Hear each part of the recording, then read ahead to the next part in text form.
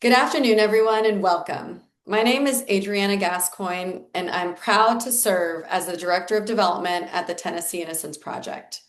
It's truly an honor to have you here with us for this very special moment, our inaugural Tip Talks. Today's conversation, Why Innocence Matters, is designed to do something a little bit different. Rather than a formal presentation or lecture, we're inviting you into an honest, behind the scenes dialogue. This is a space for candor, for curiosity, and for connection. A chance to better understand not just what we do, but why this work is so deeply necessary. In this first session, we're joined by our Executive Director, Jason Gichner, who will share openly about the realities of innocence work here in Tennessee. From the emotional weight of representing individuals who have been wrongfully convicted to the systemic failures that allow these injustices to occur, Jason will walk us through what it truly takes to exonerate the innocent from beginning to end. You'll hear about the human stories behind the cases, the resilience required to pursue justice, and the critical role that community support plays in making this work possible. Whether you're new to the Tennessee Innocence Project or have stood with us for years, my hope is that today deepens your understanding of how justice, dignity, and accountability intersect, and why innocence work matters to us all. And now it's my pleasure to introduce our moderator for this afternoon. Yasmin Mukahal is the Director of Workforce Development at HCA Healthcare. She is a dynamic, strategic human resources leader known for developing innovative workforce programs that champion equality and inclusion. With a strong commitment to building cultures where individuals can truly thrive, Yasmin is a trusted advocate for transformative change. In her role, she leads workforce development initiatives for the Clinical Services Group, helping teams excel while expanding access and opportunities for all. A proud first-generation college graduate, she holds dual degrees from Middle Tennessee State University, as well as an executive MBA in strategic leadership from the University of Tennessee in Knoxville. Yasmin, I'll hand things over to you. Thank you, Adriana. Good afternoon, everyone. And thank you so much for being here and for choosing to spend your time with us. I'm honored to serve as a board member of the Tennessee Innocence Project and to moderate today's conversation. I think it's easy to assume that the justice system always gets it right. And conversations like this just remind us that sometimes it doesn't. And when it doesn't, the consequences are truly life-changing. Jason, thank you for being here and for your willingness to share your experience and perspective. I'd love to start at the beginning. What first drew you into innocence work? Well, first, Yasmin, thank you for doing this. It is always a pleasure to be with you, and thank you for your commitment to this work. And thank you to Adriana and the team for putting this together. I'm really happy to be with you all today. I will tell you, I didn't come to this work right away. It probably took me decades to get to this work. I started my career as a public defender out of law school, and frankly, I was scared to death about working on innocence cases. You know, the first one I worked on was a girl named Jennifer that I represented who was charged with a murder she didn't commit. And I was probably about 25 years old. She was probably 18 or 19 at the time. And it was one of those things that kept me up at night. I was too scared that I was going to do something wrong and this girl was going to go to prison for the rest of her life because I wasn't a good enough lawyer. Fortunately, that case worked out okay, but it also, opened my eyes to how scary it is to feel at any level of responsibility for helping somebody in that situation. So it really wasn't until years later that I felt like I was in a space where I had the life experience and the professional experience where I was ready to do this work.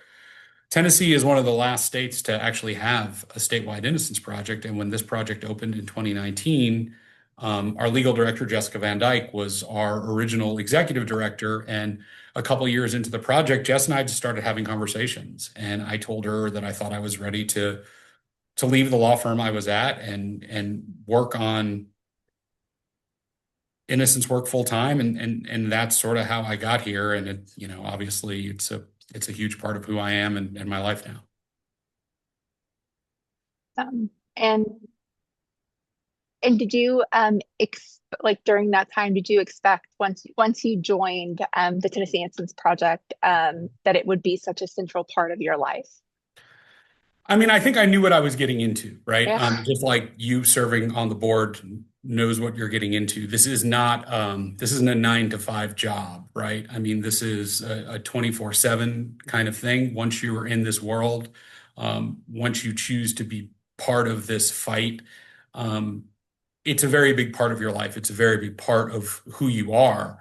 And I mean, that's not to say you don't find balance in other areas of your life as well, but this is the kind of job that you do take home with you, that you do think about at night and on the weekend. And, there are a lot of folks that are waiting to come home and their families are waiting for them to come home. And um, we try to play our part in helping make that happen. So, yeah, I sort of knew what the commitment was and what I was getting into when I did it. Um, how has this work changed the way that you personally see the justice system? Um, I don't always have the most positive answer to this question. I feel like I have a much better understanding of what injustice is than what justice is. Just because it really is amazing. And part of it is that the cases that we're working on all the time and looking at all the time are the cases where innocent people are sent to prison for something that they didn't do. But it is pretty staggering to see that happen over and over again. Mhm. And to see how many people are impacted by wrongful convictions. Last I looked at the National Registry of Exonerations, nationally since 1989, people have served more than 35,000 years in prison for crimes that they didn't commit. And I mean, those are numbers you can't even get your head around, right? Mhm. And the impact of a wrongful conviction isn't just on that person, it's on their kids, it's on their spouses, it's on their families, it's on their communities. There is this generational impact, there is this community impact that comes with these things that can kind of knock you over. So I I have a pretty good understanding of what injustice looks like, but I don't always have the best understanding of what justice looks like. Mhm. Is there something that you believe now that you didn't before? Um, Something that I've been amazed by, which I didn't expect when I started this job, um, is the people who are wrongfully convicted and make it out to the other side, kind of that go through Mhm. the fire, and eventually, whether it's 10, 20, 30, 40 years, when they come home, they have a spark to them that where, they're just special in ways that I think are different than most other people. Most of them, um, are forgiving. They walk around with grace. They're happy. And candidly, I don't understand it at all. Like I have one client, and she talks about all the time how, being angry isn't going to do her any good. She chooses to be happy. And I was like, well, I carry around plenty of anger for you. I don't know how you don't. Yeah. Um, but what I have learned and what I've come to believe is that going through the process of being wrongfully convicted and surviving prison and riding the roller coaster of trying to get through the litigation of overturning a wrongful conviction takes a very special type of person that I don't think most of us have it in us. I truly believe that there's a whole population of people who are wrongfully convicted and get to prison and after a few years give up and we don't ever hear from them again. Frankly, I think that's probably the camp I would be in. Mhm. Um, but the folks that are able to just keep fighting and keep getting punched in the teeth and getting back up and fighting and never giving up, they have something special in them. And when they come out on the other side, there is this quality I see that is unique to folks that are exonerated, that they just live life so big and, they walk around with happiness and grace and forgiveness.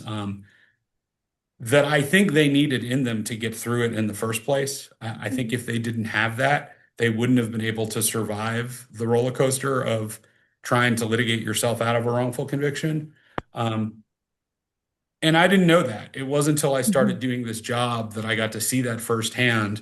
And at first I was like, this is a one-off. But then it just kept happening over and over and over again. And that's pretty incredible to see. Mhm. I think a lot of people don't actually know what innocence work looks like behind the scenes. What does a typical day or case look like for you? Yeah, it's way less sexy, I think, than people think. I mean, people assume that they like listen to a podcast or see a Dateline story and they're like, oh, you must be in the field, finding bullets and, stuff like that. Um, Most of the time, lawyers that do innocence work, we're at our desks grinding. We're going through rooms worth of documents that are 30 years old. We're trying to find evidence that we can, do DNA testing on or do fingerprint testing on. It is tedious work, and it is also another thing that's different that I think people assume is that we're not in court all the time. We go to court a handful of times a year on cases. So most of what we do is actually either working in our offices on cases, writing briefs, or sometimes we're in the field conducting investigations, interviewing witnesses, those kinds of things. Mhm. But in order to be able to do this work well, you really need to become an expert on the subject matter of whatever case you're working on. Every one of these cases has some type of scientific component to it. So maybe it's a fire science case because a person was convicted of arson, or maybe it's a shaken baby syndrome case. So we spend a lot of our time learning about science, working with experts who know a lot about science, and really digging into these cases because we spend months and months and months just working a case up before we even agree to take somebody on as a client. When we're making that decision, we're trying to answer two fundamental questions. Do we believe the person is innocent? And do we believe that there's a legal pathway for us to help them? Um, and those are big, hard questions to answer and take a long time. So we have to gather a lot of records. We have to review all of those records. We have to basically conduct a cold case investigation. We have to work with experts. And then once we do all that, then we get to the litigation part of it. So we have to file briefs. We have to go to court and argue. And then sometimes we have to go before appellate courts and argue. And we're in state and federal court. So, it is a lot of just from the lawyering side of it, it's super interesting work because it's challenging and it's complicated. It's obviously meaningful and substantive, and that's why we do it in the first place. But the legal work itself is hard and it's challenging. And the lawyers who work here are really great at what they do. They're all just like everybody who works here. They're very committed to the cause and the mission and getting innocent people out of prison. But they're also just phenomenal lawyers. And that's what it takes to be able to successfully litigate these cases. When we talk about wrongful convictions, what are some of the most common cases you're seeing, especially here in Tennessee?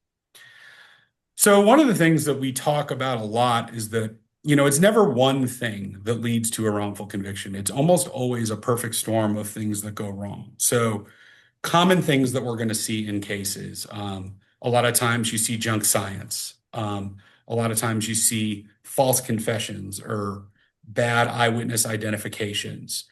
Oftentimes in cases, there's a bad actor, whether it's a prosecutor, a police officer, a judge.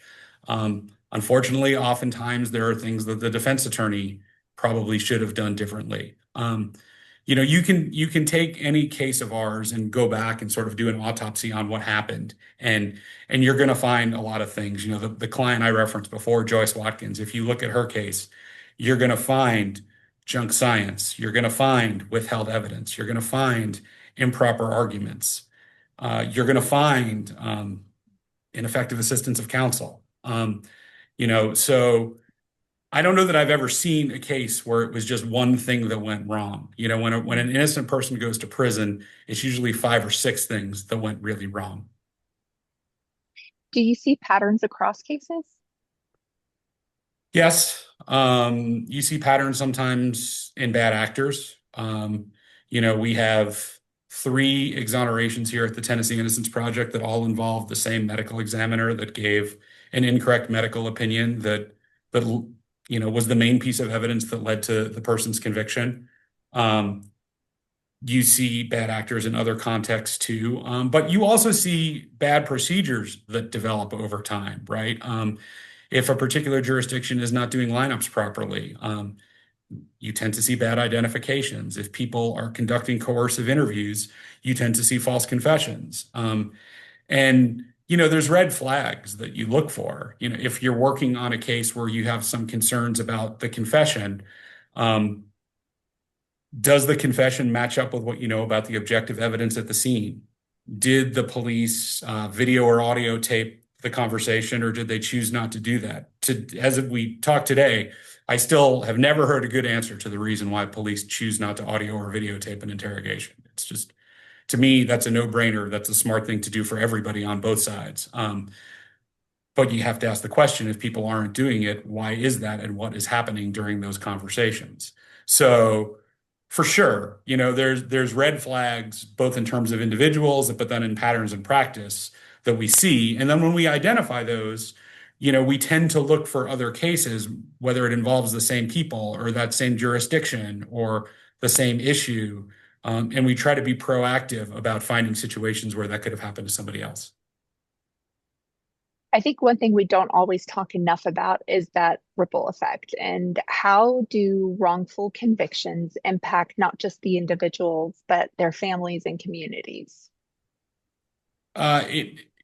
It's almost immeasurable to see what the consequences are of a wrongful conviction. It's one of the reasons we stress so much that people just need to be so careful on the front end and not jump to conclusions or get laser focused on one idea of the case when that may not be the right answer.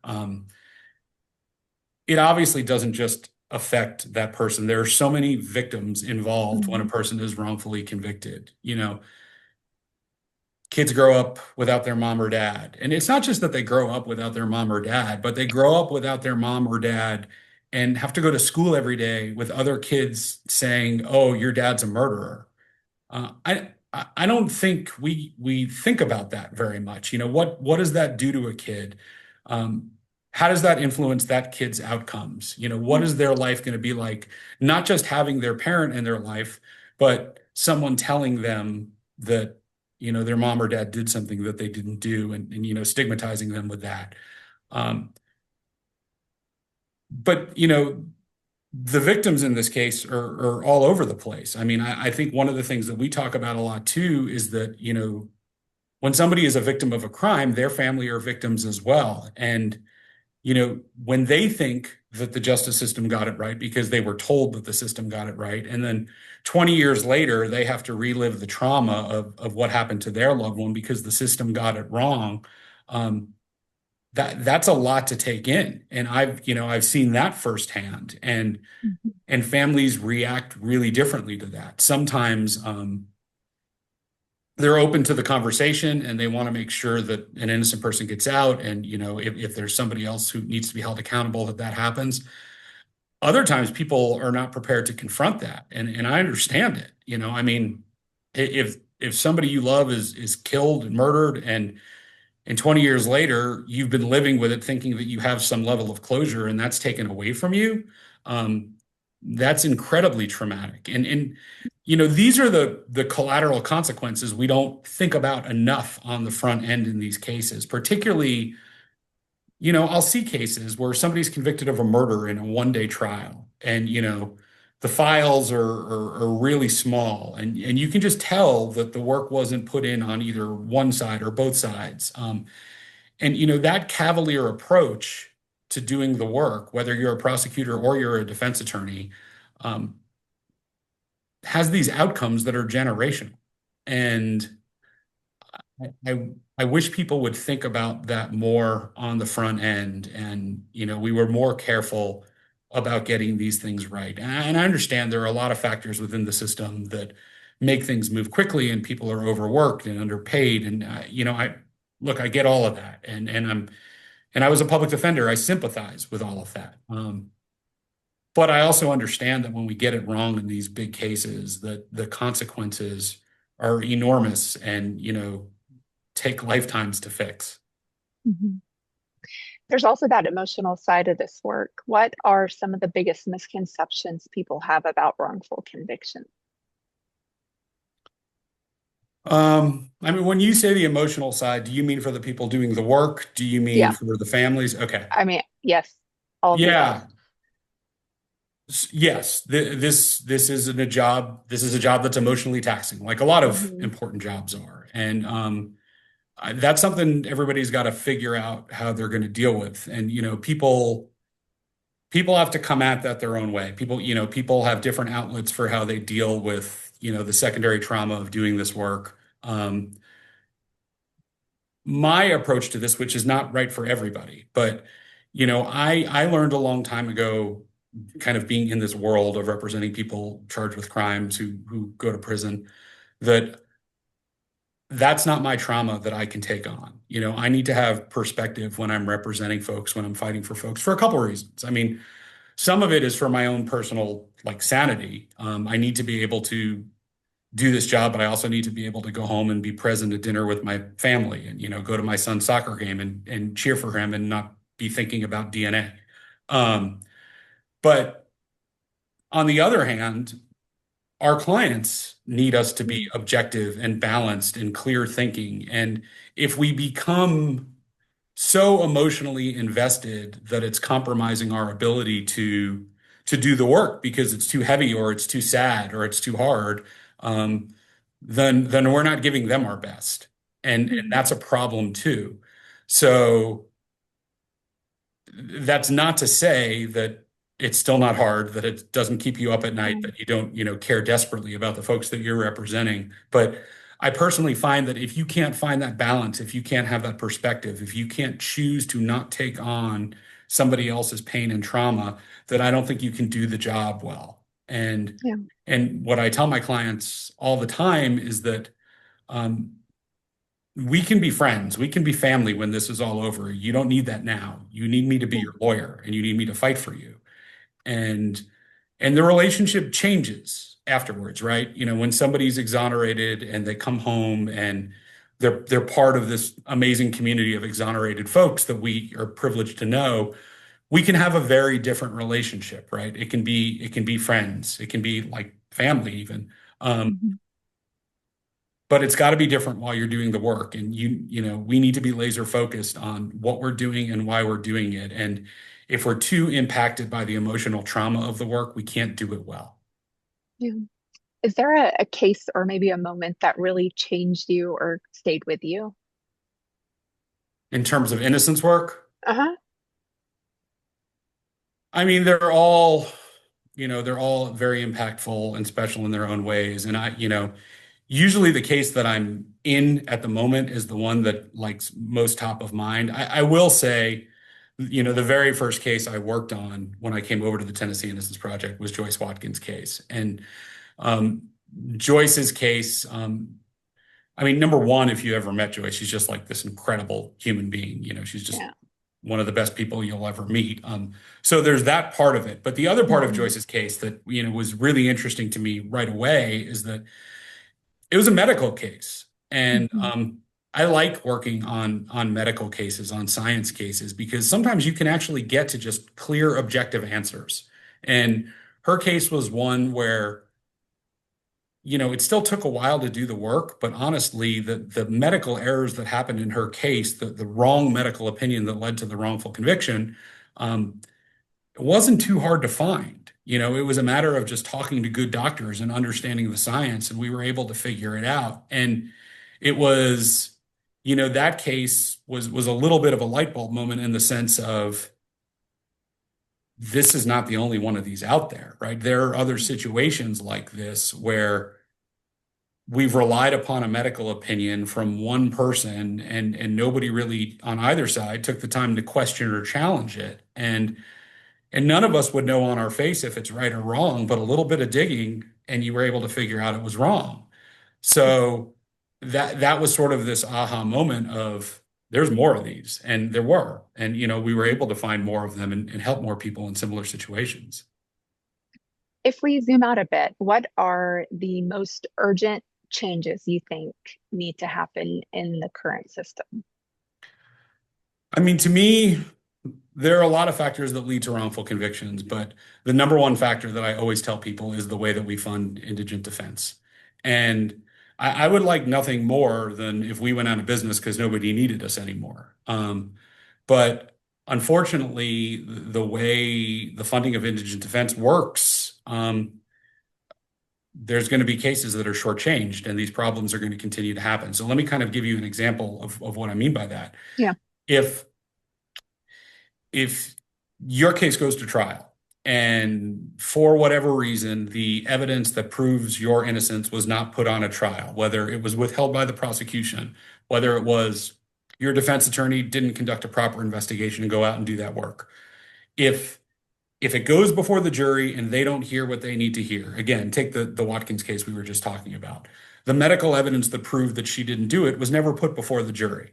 If that doesn't happen and you get convicted, well, you now go down this path where one, it's almost impossible to put on the evidence of innocence, and two, you never really have the resources you need to be able to do it. So, not to get too in the weeds of the way the system works, but initially what happens is you have a direct appeal of your conviction at trial. And your direct appeal is not an opportunity to present new evidence and new witnesses, right? So this is a review of what has already happened. And if what has already happened didn't consist of the evidence of innocence, that's not happening on your direct appeal either. So you've got to get through that whole process before you get to something called a post-conviction. And at your post-conviction, at that point, you have an opportunity to go back to court and you can put on your evidence of innocence. But from a practical standpoint, by the time you get to your post-conviction, several things have happened. Number one, years have passed, whether it's 5 years, whether it's 10 years. So witnesses have forgotten things or maybe moved or passed away. Evidence has been lost or compromised. The case has become harder to work on.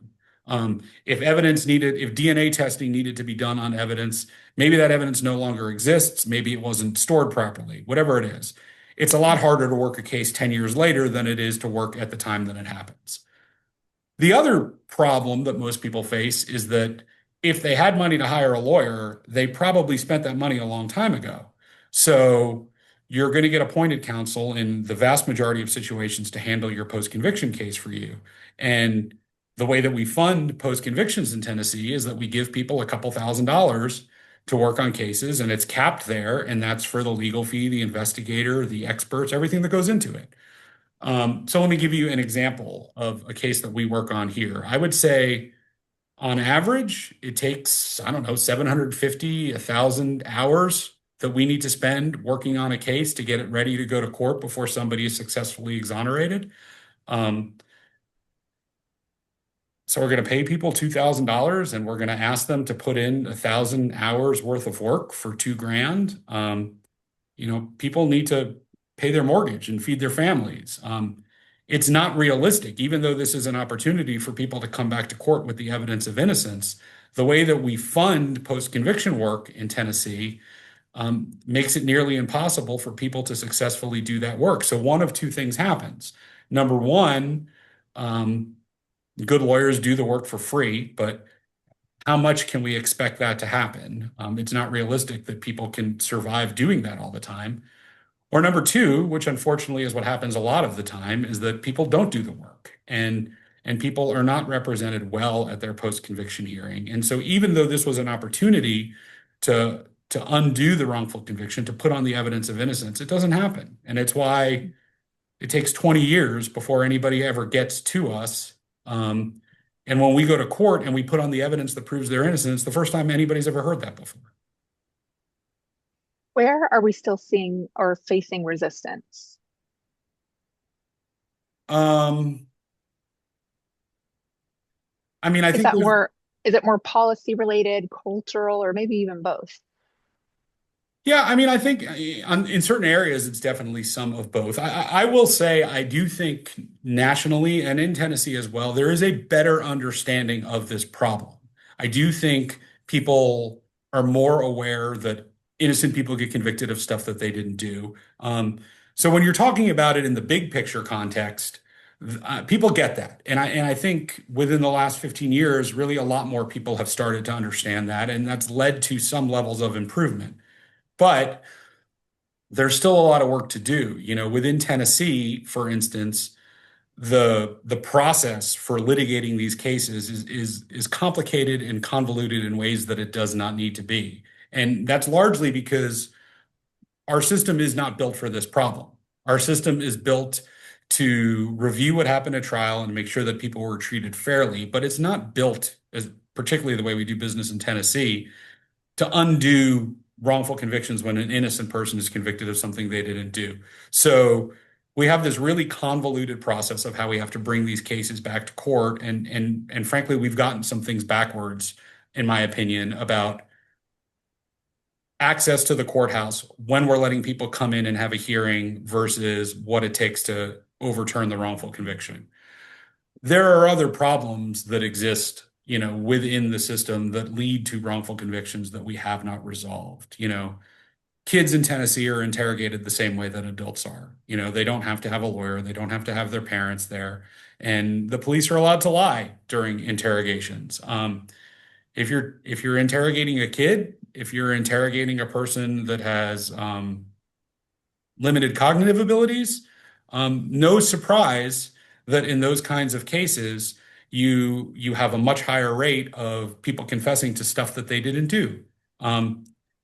For a lot of reasons that are backed up by social science, how that happens. And we're behind other states in terms of how we do business on that. I don't think it's too much to ask that, if the police are going to interrogate a 15-year-old, they should get to have a lawyer there with them. That's not a crazy ask, but we're behind on stuff like that. Another thing that we're behind on is evidence preservation. We don't have a statute across Tennessee for a consistent way to preserve evidence. So it's handled differently county to county, which means that somebody might be convicted of a crime, and the DNA evidence, if tested, would prove that they were innocent. In County A, it might still be there for us to test. In County B, it might have been destroyed 10 years ago. And we're never going to be able to know if that person was innocent or not because we don't have a standardized procedure or rules around preserving evidence, how long it should be preserved, things like that. How can prosecutors, law enforcement, defense attorneys work together to differently prioritize the truth over conviction rates? So first, I think you need to start out by talking about what people's roles are in the system, right? I mean, defense attorneys' jobs are to zealously represent their client, whether they're guilty or innocent, and that is a noble job that I was proud to do, and a lot of people do that really well. That's not the same for prosecutors. Prosecutors' jobs aren't to put people in jail. Prosecutors' jobs are to get it right and to do justice. So that certainly doesn't mean prosecuting somebody that is innocent or prosecuting somebody that you're not even sure is guilty or innocent. And I think a big thing that people can do to get around this problem is more transparency. I understand strategically why lawyers on either side want to keep information to themselves. But if you're the prosecutor and your job is to get it right, not necessarily to lock somebody up, then I think strategy has to take a back door to making sure that you're not convicting an innocent person. And I can tell you in lots of the cases that we work on, we go back all these years later and we find evidence that wasn't turned over that's exculpatory, that maybe in and of itself doesn't prove that the person didn't do it. But when you take that evidence and you put it in context with other pieces of evidence, it begins to paint a much clearer picture that we're talking about an innocent person here. The way exculpatory evidence works under the law is that prosecutors have an obligation to turn that over, but they're also the ones that are guarding the henhouse. And that's a problem because they may not even necessarily know what the defense is. So they're not really in the best position to say whether evidence is exculpatory or not. So this is to answer your question. I think anytime somebody is charged with a crime, the evidence that the state has should be an open file evidence. It should be something that's available to the defense to look at and consult and make sure that we're, not going after the wrong person. That's a small step we can take. And I'll say this, there are some prosecutors that is their policy and that is how they do business. I'm grateful to them and applaud them for doing that. But I think everybody should do that. And transparency should exist across the board. It shouldn't just exist as it relates to turning over files. It should exist, like what I was talking about before, when people are being interviewed by the police, those should be audio taped. Those should be videotaped. And it's the right thing for both sides, from an innocent person's perspective. If they're being coerced, if they're being treated improperly and that results in a false confession, well, you're entitled to have the evidence that proves that. But on the flip side of it, if somebody is claiming that the police treated them improperly, that they asked for a lawyer, that the police hit them, and the police are saying, we didn't do any of those things. We did our job the way we were supposed to do it. Well, if we have a videotape of the conversation, we're going to know if that's true or not, and that's going to vindicate them. So, treating the process with more respect and more transparency is without question going to lower the amount of people that are convicted of stuff they didn't do. What role does the public awareness play in driving change around wrongful convictions? A huge role. First of all, because I don't think we're that far removed from people not even recognizing this was a problem, right? I mean, people want to think about wrongful convictions the same way, like going to the doctor, right? Nobody wants to think the doctor ever gets it wrong. But the criminal justice system, just like any other system that is run by human beings, is going to have an error rate. People aren't perfect. Put aside bad actors, cases where people are lying, cheating, stealing. We're just going to make mistakes. We're going to get stuff wrong. We're going to learn more about science and realize that something we thought 20 years ago isn't what we know it to be now. And understanding that there is an error rate and that we get this wrong, and we are now living in a time where thousands of people have gone to prison for stuff that they didn't do, influences the way that we do business on the front end. It influences the policies that we put in place to put more guardrails and protections up to ensure that we're not convicting wrongful, innocent people in the first place. So I think the step one of that is people understanding that this is a problem and not just recognizing that it's a problem, but calling out for a response, being part of the movement saying, we need to do better than this. With everything that you've seen, what gives you hope right now? I mean, the first thing I would say would be the folks that we represent. I mean, they're, despite every reason that they shouldn't have hope, they do.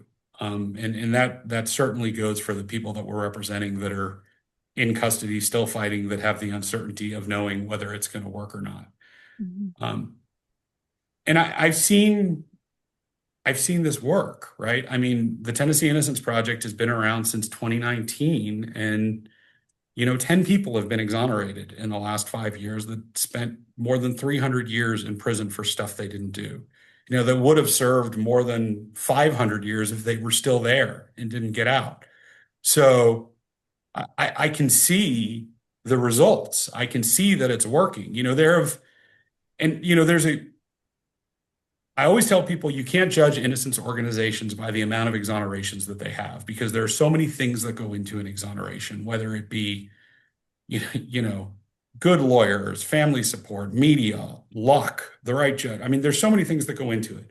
However, there is a direct correlation between boots on the ground doing the work and exonerations. And there have been 41 exonerations in the history of Tennessee, and 10 of those have happened in the last 5 years. That is not a coincidence. That is because we didn't have people on the ground doing the work across the state of Tennessee. We have that now. And it is making a difference, and people are coming home and families are being reunited. So seeing that gives me hope. Have you seen shifts in awareness or support?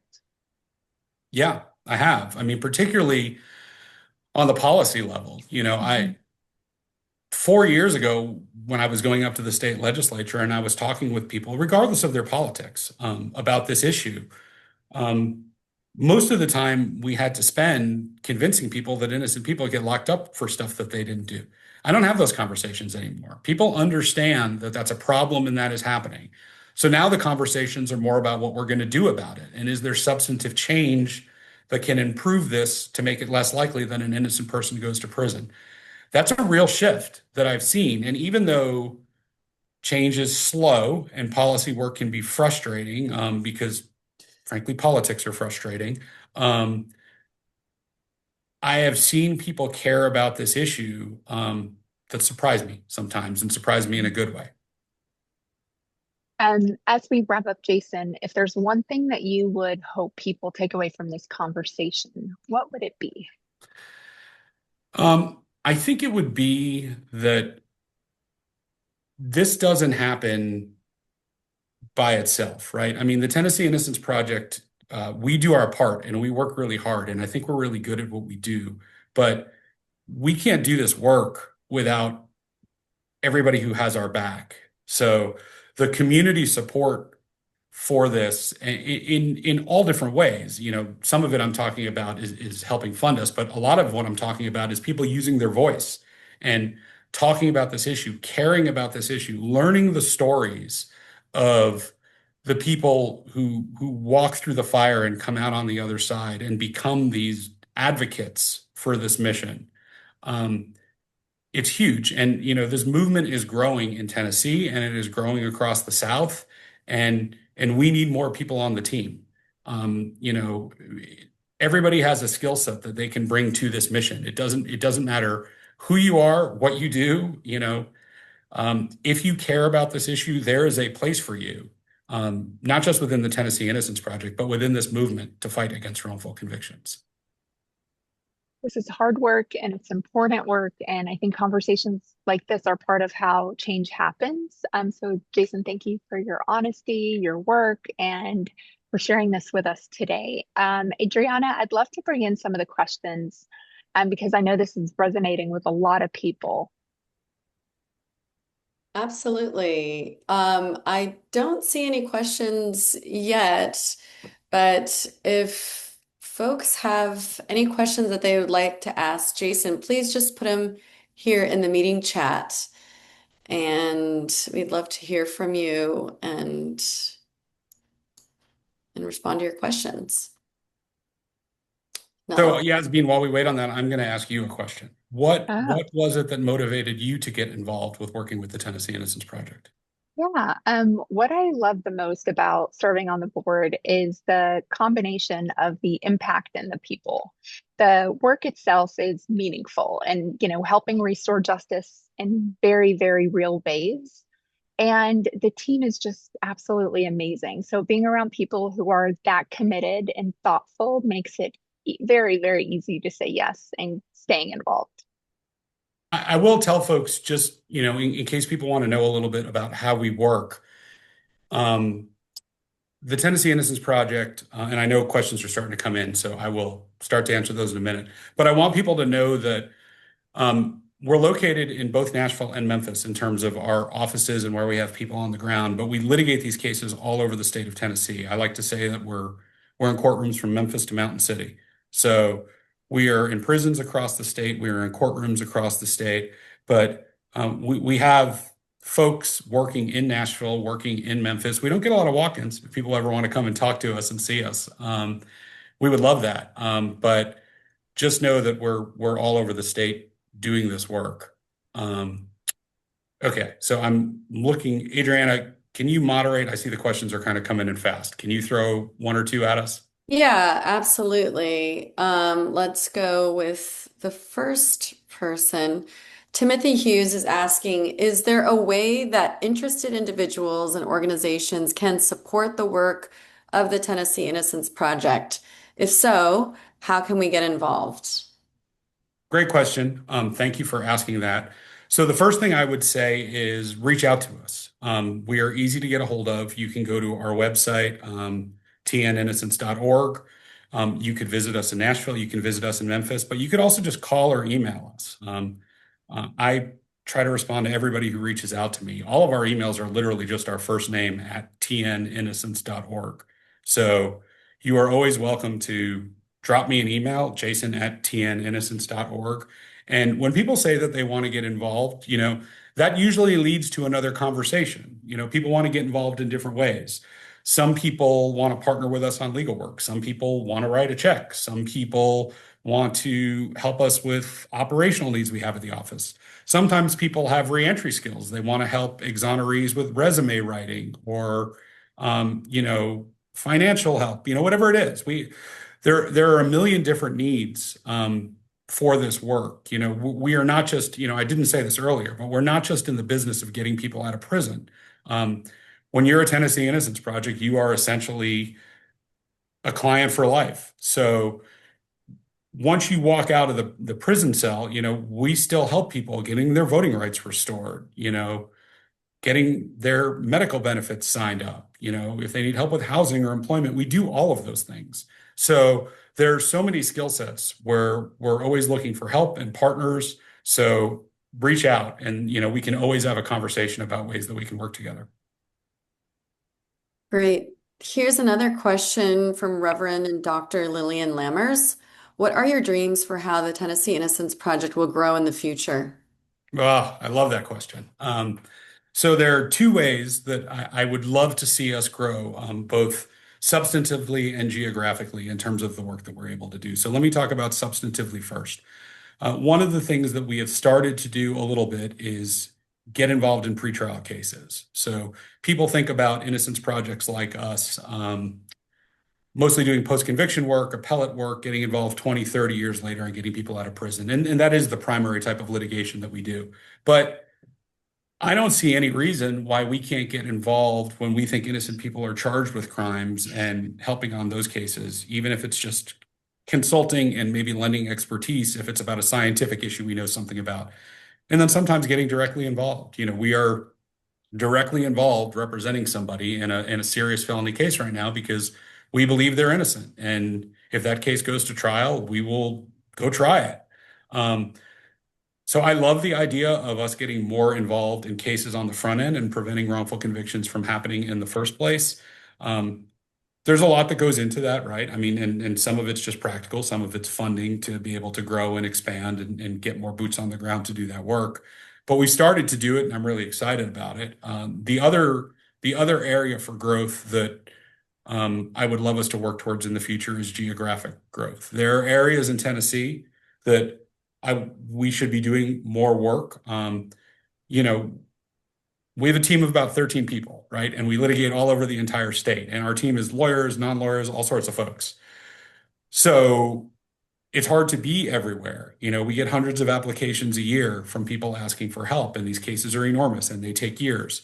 But I also know that we are litigating in Memphis and Nashville and some of the more urban areas more than we're able to get to some other areas. I would love for us to be handling more cases in East Tennessee. I also know that we border states that don't have many, if any, people doing innocence work. There are not many people doing innocence work in Arkansas or Alabama. And folks there need help too.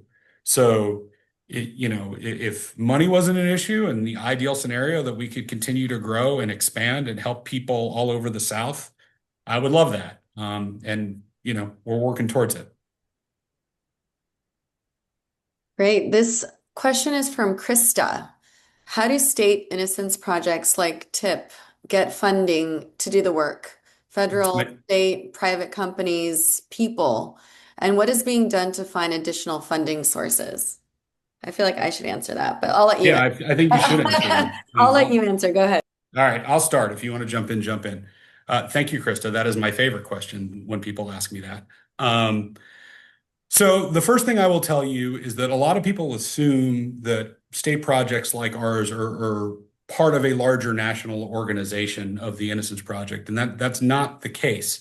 There is a larger Innocence network for all of us who do this work around the country that we're a part of, and we help each other, we support each other, but we're all independent entities. So we are a standalone nonprofit, which means that we need to raise the money every single year to be able to do the work that we do, and we represent every single client free of charge. So we don't generate any money off of the legal work that we do. So that means we have to go out and raise the money, which is why we have amazing people like Adriana and the development team. But let me tell you a little bit about where that money generally comes from.